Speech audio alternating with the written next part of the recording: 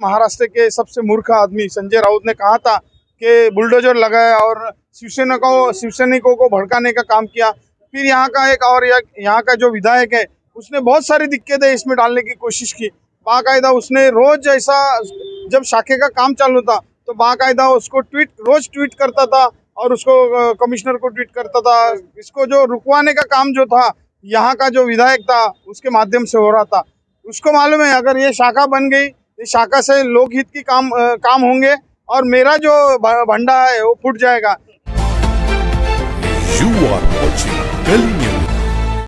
अस्सलाम वालेकुम, आदाब। मैं इब्राहिम शुक्र, आप देख रहे हैं गली न्यूज़ और गली न्यूज़ में आपका स्वागत है। दोस्तों, अभी मैं खड़ा मुमरा में शिवसेना की शाखा है। यहाँ पर जिस तरीके से शिंदे गुट के लोगों ने इस शाखा को तोड़ा था, उसके बाद में ये शाखा बनाई गई और इस शाखा का उद्घाटन है। तो आज जानते हैं राजन केने साहब से, शिंदे गुट के राजन केने साहब से, कि इस शाखा को बनाने में सर बहुत सी दिक्कतें आई, बहुत सी रुकावटें आई। क्या बताएंगे 4 से 5 महीने में क्या क्या हुआ, और आज शाखा का उद्घाटन भी आपने किया? क्या है कि जब हमने देखा हमारे पदाधिकारियों की कार्यकारिणी जाहिर हुई तो हमारे पदाधिकारियों को बैठने के लिए जगह का प्रॉब्लम हो रहा था। तो और यहाँ जब हमने देखा कि शाखा बाकायदा सभी शिवसेना की जितनी प्रॉपर्टी है, जो भी है उसका फंड या जो भी उसका ये था, वो निवडणूक निर्णय अधिकारी ने शिंदे साहब को दिया था। शिंदे साहब की जो बाला साहब की जो शिवसेना है उसको दिया था। लेकिन यहाँ पर जो हम लोग देखे कि यहाँ से जो बाला साहब और दिखे साहब को और शिंदे साहब को अभिप्रेत जो कार्य है यहाँ से नहीं हो रहा था। इसके लिए हमारे जो पदाधिकारी थे, हम लोग यहाँ पर आके देखा तो यहाँ पर वो एक ऐसा पूरा आप देखते थे वहाँ से, उस वक्त की मंजर आपको याद रहेगा। यहाँ पर देखेंगे गाला बनाया गया था। यहाँ पर पूरा सर्विस स्टेशन का ये था और पीछे साइड में पूरा लादी और सीमेंट का पूरा गोडाउन दिया था। और बाकायदा उसके एग्रीमेंट है, जो लोगों को यहाँ ये चीजें भाड़े से दी गई थी, तो वो भाड़े से देने के लिए कोई शाखा नहीं है महाराष्ट्र के इतिहास में या पूरे आप देखेंगे कहीं भी इतिहास में, महाराष्ट्र के इतिहास में कहीं भी शाखा कोई भाड़े से दी गई नहीं थी। तो यहाँ पर ये भाड़े से दी गई थी।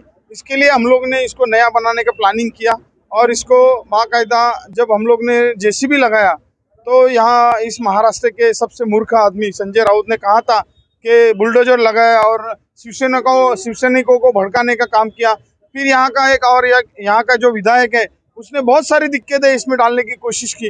बाकायदा उसने रोज ऐसा, जब शाखे का काम चालू था तो बाकायदा उसको रोज ट्वीट करता था और उसको कमिश्नर को ट्वीट करता था। पूरे ऐसे जो इसको जो रुकवाने का काम जो था यहाँ का जो विधायक था उसके माध्यम से हो रहा था।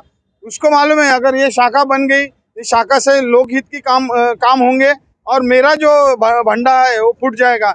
इसके लिए उसने यहाँ पर बहुत सारा अड़चन डालने का कोशिश किया।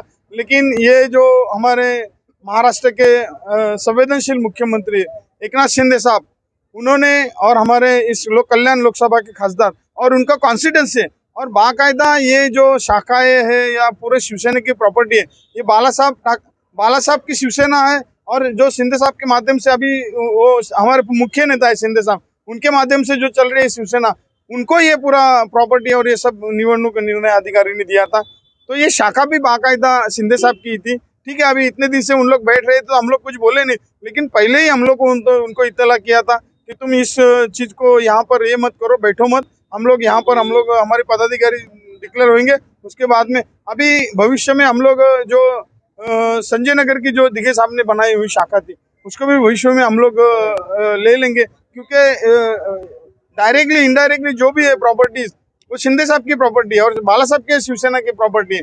तो उसको भी भविष्य में अच्छी लोकहित के लिए काम होने के माध्यम से वहाँ के जो पदाधिकारी है उन्होंने कहा कि हम लोग को बैठने को वहाँ पर भी जगह नहीं है, तो वो चीज़ हमको दे दो। लेकिन आज मैं इस शाखा के माध्यम से दिखे साहब और बाला साहब से यही प्रार्थना करूंगा कि आपको जो अभिप्रेत कार्य है, मैं रहूं नहीं रहूं, लेकिन जो भी कार्य है आम जनता के, जैसे कि 80% समाजकारण 20% राजकारण, भले हम लोग राजकारण तो करते नहीं, लेकिन 80% समाजकारण पूरी करने की कोशिश करेंगे और उनको ये जो अभिप्रेत कार्य है वो यहाँ से होए।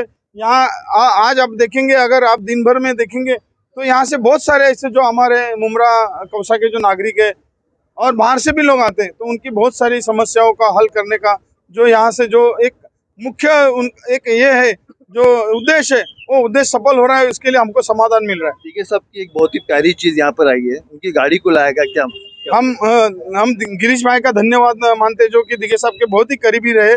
और उन्होंने आज मुझे एक रात को फोन करके बोला था कि मैं कल एक सरप्राइज लेके आऊंगा। अच्छा।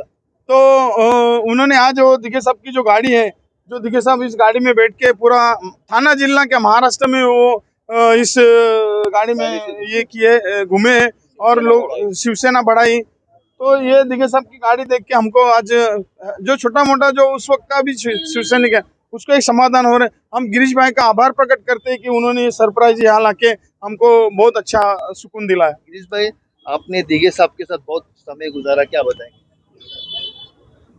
जैसे राजन केनी साहब ने जैसा बताया, बहुत पहले से राजन केनी साहब अभी है और 2-3 राजन केनी साहब के भी बहुत, उनको हम छोटू मोटू बोलते थे वो टाइम में, वो समझ गए होंगे।